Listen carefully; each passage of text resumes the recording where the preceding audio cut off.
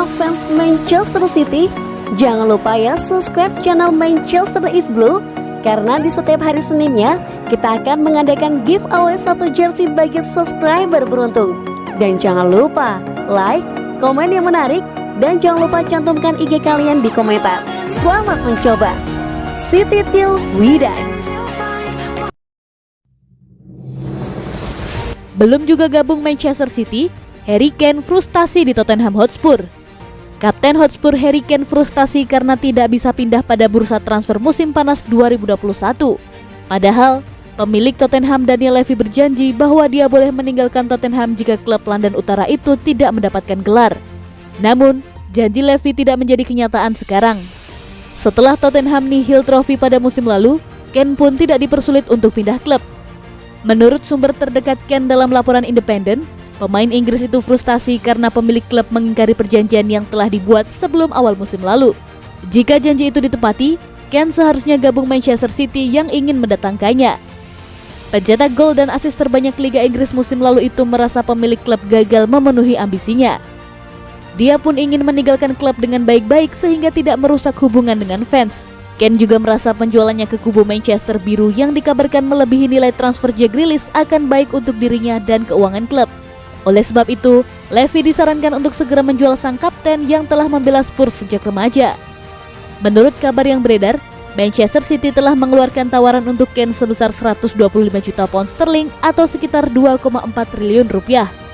Akan tetapi, Levy bersikeras untuk mempertahankan sang kapten sehingga dia menolak tawaran itu dan tidak mau membahas apapun soal transfernya. Para pendukung Spurs juga telah mulai meledek Kane soal rumor kepindahan ke Manchester City.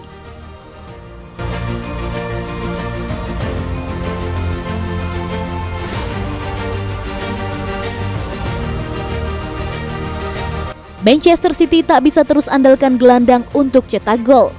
Legenda Liverpool Graeme Souness menilai Manchester City tak bisa terus-terusan mengandalkan gelandang mereka untuk mencetak gol. Souness menyarankan agar City mendatangkan penyerang tengah yang baru.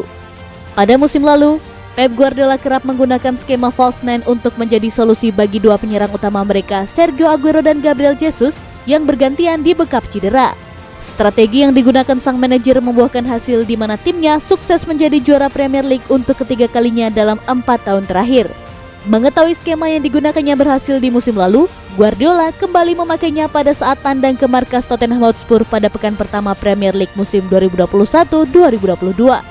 Kali ini, strategi yang digunakannya gagal lantaran The Citizens kalah dengan skor 1-0. Menanggapi kekalahan tersebut, Souness lantas menyarankan agar Manchester City untuk mendatangkan penyerang tengah yang baru. Souness menilai City tak bisa terus-terusan mengandalkan gelandangnya untuk mencetak gol. Saya kembali ke sana. City menguasai 66% bola, tetapi saya tidak melihat Spurs harus bersusah payah bertahan. City membutuhkan pencetak gol. Ini bukan ilmu roket, mereka bukan tanpa alasan dihubungkan dengan Harry Kane. Mereka membutuhkan penyerang tengah yang tepat yang bisa memberikan jaminan 20 gol per musim. City telah memenangkan Liga 3 kali dalam 4 tahun terakhir. Mereka memiliki skuad yang hebat, mereka memiliki kepercayaan diri yang besar. Tetapi ketika Anda hanya mengandalkan Gundogan bermain di lini tengah Anda untuk mencetak gol, Anda hanya bisa berdoa dan berharap semuanya akan baik-baik saja, ujar Souness kepada Sky Sports.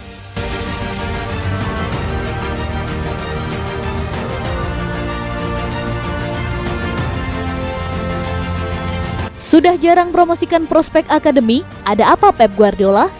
Pep Guardiola sedang dihujani kritik karena kerap belanja pemain dengan nilai fantastis. Padahal, dulu Guardiola begitu suka memakai jasa pemain akademi. Sejak Pep Guardiola menjabat sebagai manajer Manchester City di tahun 2016, The Citizens sudah menggelontorkan uang sebanyak 1,04 miliar euro atau setara 17,5 triliun rupiah untuk belanja pemain. Dilansir Detik Sport dari berbagai sumber, Pep Guardiola suka membeli pemain berpotensi dan pihak klub mampu menyanggupi. Walau harganya setinggi langit, Manchester City akan berjuang mendapatkannya dan tentu menjaga neraca keuangan tetap terjaga baik. Tentu pilihan pemain yang dibeli Guardiola jarang yang gagal. Mereka bisa tampil gemilang dan membuat klub meraih trofi. Sayangnya, pembelian fantastis Manchester City dinilai turut membuat harga pasar jadi berantakan. Khususnya, klub-klub yang punya pemain muda berbakat bisa dibanderol dengan harga sampai triliunan. Sebab, tak sedikit klub-klub yang beli pemain dengan harga tinggi malah jadi ambyar. Pep Guardiola kembali dikritik soal hobinya membeli pemain. Padahal, di tahun 2009 dulu kala melatih Barcelona, dirinya pernah mengkritik klub-klub yang suka boros belanja pemain. Sepak bola modern membuat saya sedih. Sekarang ini, klub-klub lebih suka membeli pemain dengan nama yang bagus dibanding mempromosikan para pemain mudanya. Mengapa membeli pemain sampai 50 juta pound sterling kalau ada satu anak muda di tim akademi? Tegas Guardiola. Mungkin ketika di Barcelona, Guardiola terbantu dengan manajemen tim akademi yang mampu mengoles pemain-pemain muda untuk jadi lebih hebat. Namun sayangnya, tidak semua tim seperti itu. Di Manchester City, Guardiola nyatanya jarang mempromosikan pemain-pemain mudanya. Entah apakah belum percaya, tidak cukup waktu untuk memberi jam terbang karena target trofi, atau memang belum ada pemain-pemain mudanya yang mampu mencuri hati.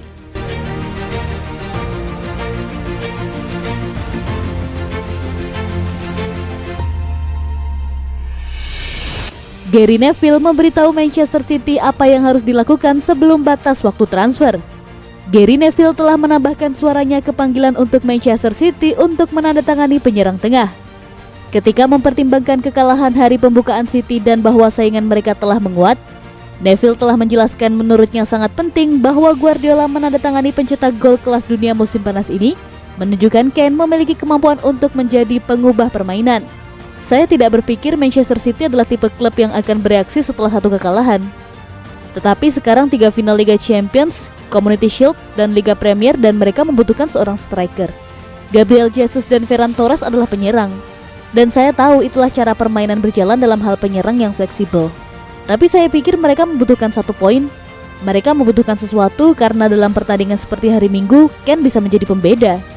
Dia akan mengambil kesempatan, memainkannya lebih ke depan. Dia akan menuntut agar mereka bisa bermain lebih cepat. Kane akan masuk agenda minggu ini. Dia ada di agenda sepanjang pramusim. Sangat menarik bahwa dia tidak termasuk dalam skuad Spurs. Dia akan selalu di sini. Jadi sesuatu sedang terjadi. Jika City memiliki keraguan sebelumnya, padahal tidak, mereka membutuhkan seorang striker, kata Neville kepada Sky Sports.